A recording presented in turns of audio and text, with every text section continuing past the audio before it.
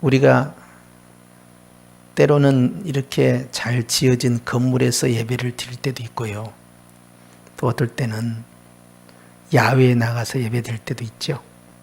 그리고 때로는 가정에 모여서 예배 드릴 때도 있고요. 그리고 때로는 식당에서 예배 드릴 때도 있어요. 다양한 장소에서 예배 드릴 때가 있죠. 그런데 오늘 말씀해 보니까 예배가 어디서 이루어졌느냐 하니까 갈릴리 바다에서 이루어졌어요. 이게 선상 예배입니다. 제가 이제 갈릴리 가서 그 선상에서 찬양을 하고 그렇게 하나님을 경배하는데요. 이 성지 순례를 하게 되면 이 산상 예배 하는 것처럼 거기에 선상 예배를 하고 거기서 이제 여러 가지 메시지가 나가게 돼요. 그런데 갈릴리 선상 예배가 어떻게 진행됐는가 보니까 오늘 1절부터 말씀 보니까 사람들이 몰려왔다는 거예요. 그래서 예배가 이제 시작하려고 준비가 됐죠. 그리고 예수님은 호숫가에 서 계시다가 2절에 보니까 호숫가에 배 두 척이 있는 걸 보십니다. 근데 그 가운데에서 한 척을 이제 선택을 해요. 이 두 척이 전부 다 이제 밤부터 시작해서 새벽까지 고기 잡이를 다 하고 이제 들어와서 정리하고 있었어요. 그래서 그물을 씻고 있었다 했는데, 그러니까 이제 고기 잡는 이 영업이 끝난 거지요. 그런데 주님께서 끝난 것이 아니에요. 다시 시작하는 거예요. 우리가 보면은 항상 주님이 끝났다고 해야 끝나는 거예요. 내가 끝났다고 할 때는 주님이 그때까지 기다렸다가 다시 시작하는 경우가 많아요. 예를 들어 모세 같은 경우도 내 인생 끝났다 생각했는데 주님이 모세야 다시 시작하는 거다. 리셋한 거예요. 그리고 애굽으로 가자구나. 전에는 자기가 하려고 했을 때 실패했던 그 장소잖아요. 실패하게 되면 트라우마가 있어요. 가기 싫어. 그때 실패했는데. 그런데 주님이 가자 하니까 가는 거예요. 그렇잖아요. 그래서 안 가려고 하다가 주님께서 강권을 하니까 하나님의 지팡이를 들고 가게 됩니다. 그런 것처럼 베드로도 이제 자기가 이 분야의 전문가인데 바다에서 고기를 이렇게 다 잡다가 어느 시간에 고기가 잘 잡히는지 또 어느 지점에 고기가 있는지 그 정도는 다 어부들은 꿰고 있어요. 그러니까 이제 그 포인트가 있어요. 낚시도 포인트 있는 것처럼 고기도 포인트가 있어요. 오늘날 같은 경우는 이제 기계 장치를 통해서 뭐 초음파 같은 거 쏜다 하더라고요. 그래서 어군 탐지기를 통해서 어디에 고기들이 몰려다니는가 이걸 다 본대요. 바닷속을. 근데 이제 그 시대는 그게 아니잖아요. 경험으로 그래서 어느 쪽에 많이 있고 어떤 시간에 가면 잘 잡히고 이걸 다 알지요. 왜냐하면 그것은 조상들로부터 쭉 내려왔던 노하우가 축적되어 있기 때문에 그래서 굉장히 정확도가 높잖아요. 틀림이 없는 거예요. 거의 틀림이 없어요. 그런데 이 배 두 척이 거기서 그물을 싣고 있었다는 거예요. 영업이 다 끝난 거예요. 3절에 보니까 예수님께서 갑자기 한 배에 오르십니다. 그리고는 그 배를 바다에 좀 띄우자 그래요. 근데 그 배가 하필이면 시몬의 배였어요. 주님이 의도적으로 타신 거죠. 시몬을 보시고 시몬의 배에 타신 거예요. 주님이 내 인생의 영업장에 들어오시고 내 삶의 중심에 주님이 올라타시잖아요. 그러면 정말 기적이 일어나는 거예요. 예배는 처음에 이렇게 성도들이 이렇게 모이잖아요. 모이면 주님께서요, 이제 그 모인 사람들 가운데에서 주님이 어떤 사람에게 임하시잖아요. 성령께서 임하시잖아요. 그렇게 임하시는 순간에 이제 놀라운 일들이 진행이 됩니다. 그래서 먼저 이제 타셔가지고 말씀을 전해요. 이제 베드로도 이제 요바에서 이제 중요한 사람을 만나게 되잖아요. 그게 누구냐면 이제 고넬료, 백부장 고넬료를 만나게 되는데 그들이 처음에는요, 말씀을 듣습니다. 하나님의 말씀을 계속 들어요. 복음을 계속 듣는 거죠. 복음 듣는 과정이 필요한 거예요. 그래서 말씀을 들어요. 그래서 우리도 이제 예배 시간에 말씀을 듣잖아요. 말씀을 다 들어요. 말씀을 다 듣고 다 마치셨어요. 그런 다음에 주님께서 시몬에게 그 다음부터 깊은 데로 가자 그래요. 근데 우리가 아는 대로 이 깊은 곳에는 고기가 안 살아요. 오히려 고기가 다니는 그 경로는요, 심의 깊은 곳이 아니라 이 가장자리로 해서 자신들이 잘 잡는 어종이 따로 있어요. 그런데 깊은 곳으로 가자. 그것은 어디로 가겠어요? 바닷가의 그 중심으로 가는 거예요. 바다의 중심으로. 그래서 베드로가 갸우뚱하죠. 왜 가운데로 가시라고? 근데 실제 가보면 갈릴리 호수가요, 엄청 커요. 엄청 깊고. 그래서 아주 깊은 수심이에요. 수백 미터 내려가죠. 그리고 그 길이가 아주 수킬로 이상이 돼요. 엄청나게 깁니다. 그런데 그 폭이나 그 길이가 엄청나게 굉장히 크다 그래서 바다예요. 민물인데. 그런데 이제 이곳에 가운데로 이제 가는 거예요. 그리고는 그물을 깊은 곳에 내리라는 거예요. 그러니까 시몬이 말씀의 은혜를 받았지만 이걸 실천하는 것이 한계가 있잖아요. 한계가 있으니까 이렇게 합니다. 선생님, 우리들이 밤이 맞도록 수고했으나 잡은 것이 없습니다. 근데 여기서 멈춰버렸으면 이제 기적의 주인공이 되지 못하고 불순종이 되는데, 그런데 말씀을 통해서 은혜를 받은 거예요. 그러니까 한국식으로 표현하자면 믿지야 본전이니까. 그러나 말씀에 의지하여 내가 그물을 내리이다. 왜냐하면 예수님의 말씀을 통해서 은혜를 이미 받은 자예요. 은혜를 이미 받은 것 중요합니다. 예배 시간에 말씀의 은혜를 받는 게 그런 다음에 그 다음에 기적이 시작되는 거예요. 성령 하나님은요, 예수님을 나타내지 않고 기적을 하기를 원치 않으셔요. 성령 하나님의 오신 목적이나 하시는 사역이 다 예수님을 나타내고, 또 다른 말로 바꾸면 예수님의 말씀을 나타내고, 또 다른 말로 바꾸면 복음을 나타내고, 항상 성령 하나님은 의도하는 바가 있어요. 그런데 기적의 영이신 성령 하나님께서 말씀이 먼저 우리 안에 촉촉히 채워지기를 원하시는 거예요. 그러니까 이게 말씀이 너무 좋아. 그러니까 베드로가 상식적으로는 이건 아닌데, 그리고 예수님은 전문 고기 잡는 직업을 가지고 있지 않아요. 주님은 목수의 아들이라고 그랬어요. 요셉의 그 아버지의 업을 따라서 목수의 아들이라는 것은 본인도 목수란 이야기입니다. 그런데 영역이 다른 분야에 지금 개입을 하는, 그쪽 분야의 전문가가 아니신데, 여러분 가끔 그런 말 하죠. 목사님은 그 분야의 전문가가 아니니까 몰라서 그런다고. 그렇죠? 모르죠, 당연히. 그런데 하나님은 다 아셔요. 잘난 척하면 안 돼요. 전문가하고 절대자하고 누가 더 옳습니까? 이건 하나님이 모른다고 생각하면 안 돼요. 그래서 기도하는 종은요, 그렇게 막 폄하하면 안 돼요. 세상 물정 모르신다고 그냥 그렇게 하면 안 돼요. 그런데 성령 하나님께서요, 이제 이 베드로에게 나타냈던 그 놀라운 기적을 우리에게 이제 알려주시는데요. 그물을 정말 내립니다. 내리니까 심히 많이 그물이 찢어질 만큼 고기가 잡혔다는 거예요.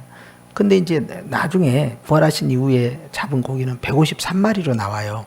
근데 여기에는 마리수가 안 나옵니다. 그것은 153마리를 전부 초과했다는 거예요. 그래서 이제 이 베드로 피시라고 해가지고요, 이 베드로 고기를 거기서 가면 팔아요. 근데 이제 우리나라에도 그 외래종이 들어왔더라고요. 그런데 고기가 한 이만할까요? 물론 더 큰 것도 있는데 한 이만해요. 그런데 이제 거기다 양념을 해가 소스에서 이렇게 먹는데, 자기들도 이제 베드로 피시라고 해요. 그런데 성지순례 온 분들이 그것은 거기 가면 반드시 점심으로 먹어야 돼. 그래서 레몬 이렇게 뿌리고. 근데 우리가 전에 국내에서도 한번 그걸 먹어봤는데요, 그 맛하고 비슷하더라고. 그래서 이제 저는 이제 민물이 흙내가 날까봐 좀 싫어해요. 그런데 흙내는 안 나더라고요. 그래서 이제 그걸 고기를 튀기기도 하고 지져 먹기도 하고 그렇게 해요. 그런데 이 고기가 얼마나 많이 잡혔는지 그물이 찢어질 정도로. 어부들 같은 경우는 그물을 단단히 만듭니다. 왜냐하면 그 많이 잡혀도 찢어지지 않을 만큼의 최상의 경고성을 유지를 하면서 실제 많이 못 잡을 망정. 항상 그렇게 가는 거예요. 최대치를 만드는 거예요. 하중을 최대로 버틸 만큼. 그런데 그물이 찢어진다? 도대체 어느 정도의 중량이면 그물이 찢어질까? 그리고 혼자 들 수 없으니까 어떻게 하냐면 옆에 있는 다른 배 있는 동무에게 빨리 오라는 거예요. 그리고는 이제 그걸 붙잡고 있을 거 아니에요. 베드로가 얼마나 힘들었겠어요.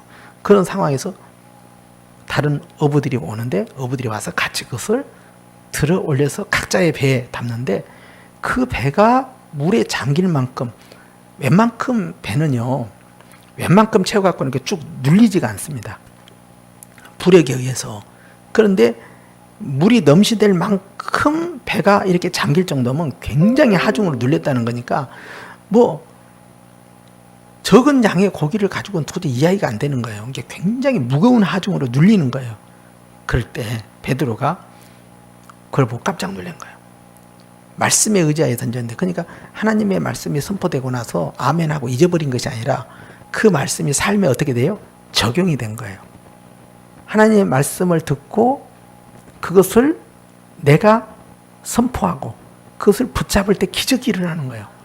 그러니까 우리가 정형화된 예배에서 제한된 게 아니라 정형화된 예배가 예배 이후에 삶의 예배로 이어져 가느냐 안 가느냐는 우리가 어떻게 하느냐에 결정되어 있어요. 그냥 예배로 딱 축도를 통해서 단절을 할 거냐 아니면 이어지는 연속성을 유지할 것이냐 하는 것은 이제 그 다음에 우리가 믿고 어떻게 행하느냐에 달려 있는 건데 그물을 던졌고 기적은 일어난 거예요. 그럼 여전히 그것은 예배의 영역으로 포함된 겁니다. 자, 그러니까 베드로가 1부 예배가 끝났는데 2부 예배를 시작합니다. 이제 어떻게 하냐 그러니까 예수님의 무릎 아래에 엎드렸다는 거예요. 그러면 예수님이 배에서 이렇게 서 있을 수도 있고요. 서 있는 상태에 그렇게 있을 수도 있고 또 앉아 있는 상태에 있을 수 있어요. 그러나 앉아 있으나 서 있으나 무릎의 높이는 같아요, 틀려요? 같아요. 그러면은 이제 뭐 한 50cm, 60cm라고 가정을 합시다. 그 정도 높이에요. 그런데 그 무릎 아래에 엎드렸다. 그러면은 엎드리려면 고개를 어떻게 해야 되겠어요? 적어도 60cm 아래로 고개를 숙여야 될 거 아니에요. 그러면 무릎을 꿇고 숙였을 거 아닙니까? 그 고기가 많이 잡힌 그 현장에서 숙여버린 거예요. 너무너무 충격적이고 황홀했죠. 왜냐하면 어부에게 있어서 그런 일은 없는 거예요. 예? 정말 이것은 로또가 터진 거죠. 엎드려 경배하다가 예배입니다. 예배의 자다가 절배자를 갖다 쓴 거예요. 엎드려 경배하다. 예배가 시작된 거야. 그래서 주님 앞에 예배를 한 거예요, 지금. 예배를 하니까 주님께서 베드로에게 위로해 주십니다. 베드로가 어떤 감정으로 예배를 했는지 나오는데요. 주여 나를 떠나서 나는 죄인이었소이다. 이게 굉장히 중요한 건데요. 베드로는요, 큰 충격을 받은 거예요. 패닉 상태에 빠진 거예요. 이것은 그냥 와 좋다 환호성 원더풀 이 수준이 아닙니다. 두려움에 덜덜덜 떤 거예요. 왜? 상식이 깨져버리고 비상식이 상식이 돼버린 그 상황이에요. 기적이 일어난 거예요. 거기에는 절대 고기가 한 번도 잡힌 적이 없었다는 걸 전제하는 거예요. 한 번이라도 잡힌 적이 있으면 야 옛날에도 한번 걸렸는데 이번에도 걸렸네 이렇게 했을 거 아니에요. 근데 그게 아닙니다. 거기는 고기가 평소에 있었다 없었다? 없었다. 거기는 그물을 아무리 던져도 잡히는 포인트가 아니라는 거고. 그런데 어마어마한 고기, 그것도 혼자는 감당할 수 없는 이런 최대치의 고기가 잡혔다는 것은 지금까지 그런 경험이 없었던 거죠. 너무나 충격을 받은 거예요. 그 충격은요, 기쁨보다는 두려움으로 찾아왔어요. 떴던 거예요. 왜냐하면 신적 권위를 느낀 거예요. 예수님 앞에. 너무나 큰 축복이니까 마치 뉘시 오니까 하는 것처럼 말이죠. 덜덜 뜬 거예요. 주여, 저는 죄인입니다. 하고 자기 자신의 약한 부분을 그대로 고백을 합니다. 나는 지금 주님 앞에서 죄인이다. 자기 자신의 연약함을 그대로 인정. 그리고 하나님 앞에 엎드린 거예요. 주님께서는 이 장면을 보시면서 위로를 해주시는 거예요. 9절에 보니까 고기 잡힌 것으로 너무 놀랬다고 돼 있죠. 그런데 주님께서 말씀하십니다. 시몬에게 무서워하지 말라. 이제후로는 네가 사람을 취하리라. 주님이 위로를 해주셔요. 위로. 베드로를. 그러니까 베드로가 얼마나 위로를 받았겠어요. 무서워 죽겠는데 이 공포감이 들어올 정도야. 왜? 이분이 일반적인 분이 아니란 걸 딱 그 현장에서 깨달은 거예요. 그러니까 하나님 앞에서 벌벌 떠는 것처럼 말이죠. 벌벌 떠는 거예요. 난 죄인입니다. 난 부정한 자입니다. 마치 이사야 선지자가 이사야서에 보면 하나님의 보좌의 그 환상을 보면서 벌벌벌 뜬 것처럼 벌벌 떠는 거예요. 주님께서는 베드로의 현재의 약한 모습만 본 게 아니고 우리가 아는 대로 앞으로 오순절 이후에 베드로가 어떻게 교회를 세우는지, 그리고 오순절 사건 이후에 오늘날까지 베드로의 영향력이 얼마나 큰지에 대해서 주님은 다 알고 계셨고 또 그렇게 진행을 하신 분이죠. 우리도 만약에 타임머신을 타고 그때로 가면 베드로가 주여 나는 죄인으로소이다 덜덜덜 떨고 있으면 우리도 아마 옆에서 뭐라고 할 것 같아요? 웃어요. 왜? 우리는 결말을 알고 있으니까. 야, 천하의 베드로, 사도 중에 사도인 베드로, 첫째 사도인 이 베드로가 와, 저런 연약한 모습도 있었구나. 그러지 않았겠어요? 근데 주님은 현재의 나만 보신 것이 아니라 미래의 나를 보고 계신다. 우리가 주님 만날 때 주님 앞에서 내 모습이 어떠한가를 주님은 다 보고 계시잖아요. 얼마나 예쁘고 아름답게 서 있겠어요. 그 모습을 주님은 다 보고 나만 못 보고 있는 거지. 나는 나만 보고 있어. 지금의 나만. 근데 주님은 먼 훗날에 미래의 나를 보고 계셔요. 정말 기가 막힌 모습에 내 모습을 보고 계신다는 거예요. 그러니까 우리가 그 믿음을 동일시해야 돼요. 예수님의 눈과 내 눈을 동일시해서 같이 봐야 돼요. 내 자신을. 그러면서 오늘 이제 우리가 주목해야 할 말씀이 있습니다. 그것은 이제 주님께서 이제 9절 말씀에 이제 좀 한 번 더 묵상을 하면 자기와 함께 있는 모든 사람이 고기 잡힌 것으로 말미암아 놀라고 했어요. 자, 예배의 현장이요 확대가 되고 있어요. 처음에는 7절에는 동무들에게 와서 도와달라고 했고 그들이 와서 도와줬는데요. 이제는 나만 체험한 게 아니라 나와 업을 같이 하고 있는 나의 동료들도 같이 경험을 하고 있는 거예요. 그러니까 한 사람이 은혜 받으니까 한 사람의 복으로 끝난 게 아니고 그것이 다른 사람들에게 영향을 끼치는데, 나사로도 그래요. 나사로 한 사람이 죽어가지고 다시 3일 만에 부활했잖아요. 나사로가. 그런데 그렇게 나사로가 3일 만에 부활했을 때 나사로 개인에게만 영광이 아니고 마리아나 마르다만 영광이 아니고요. 그 장면을 보고 있는 모든 유대인들이요. 그 영광 가운데 동참이 돼버린 거예요. 한 사람의 말씀의 순종으로 기적을 체험할 때 그 은혜는 여러 사람들이 함께 공유하게 된다. 그것이 여러분 굉장히 중요한 거예요. 이번에 이제 우리가 설날에도 이제 가족들 만나고 그러지만 항상 축복의 주인공은요, 혼자 잘 먹고서 잘 사는 게 아닙니다.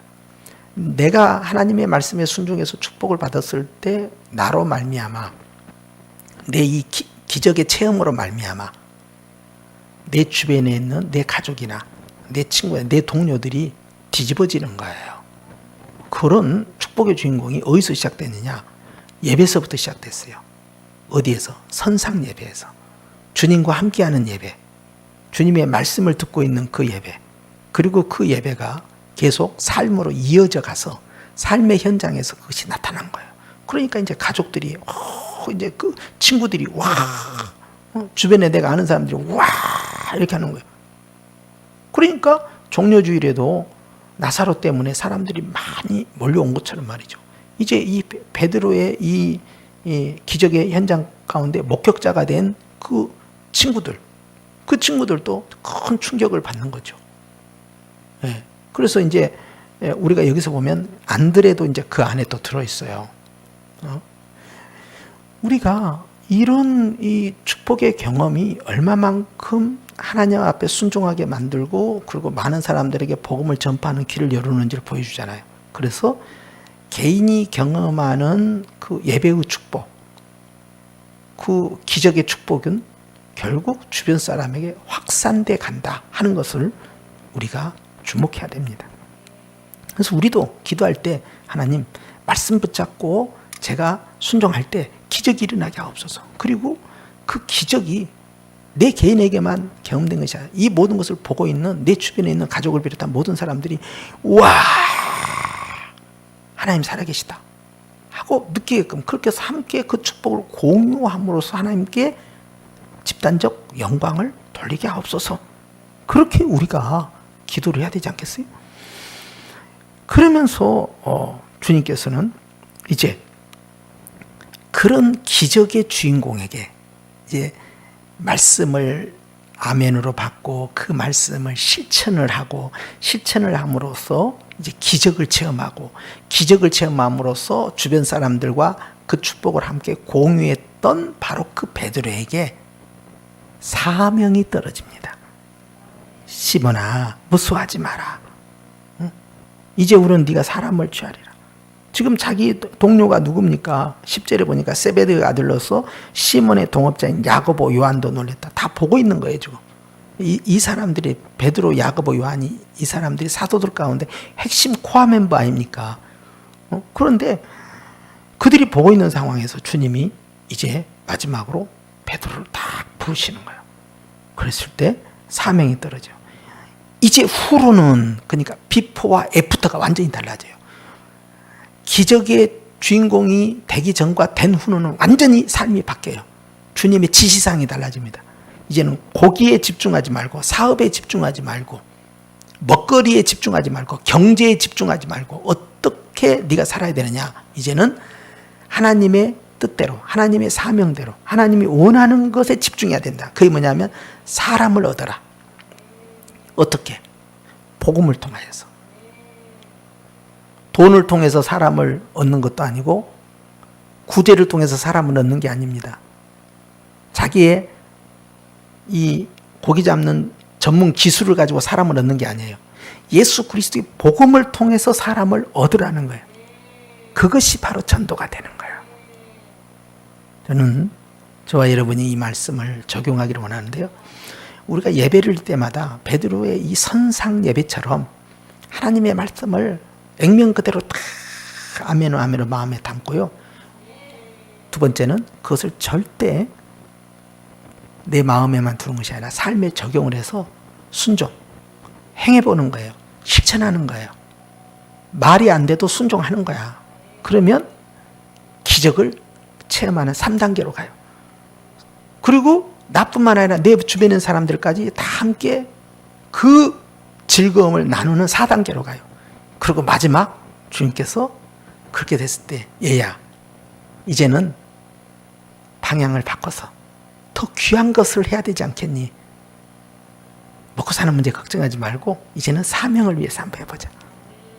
사람을 얻어야 된다. 사람 얻어야 된다. 함으로써 본격적인 전도자의 삶으로 나가도록 주님께서 제자로 부르신 거예요. 저는 이런 축복의 이 과정들이 선상예배의 이 기적이 우리 삶에 적용되기를 원하고요.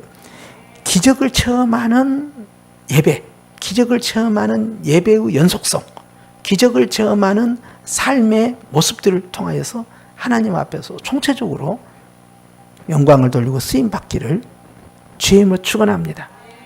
이게 얼마나 놀라운 일입니까? 바로 주님이 이제는 우리에게 2000년 지난 지금 말씀하셔요. 네가 베드로다. 너도 그렇게 하거라. 할렐루야.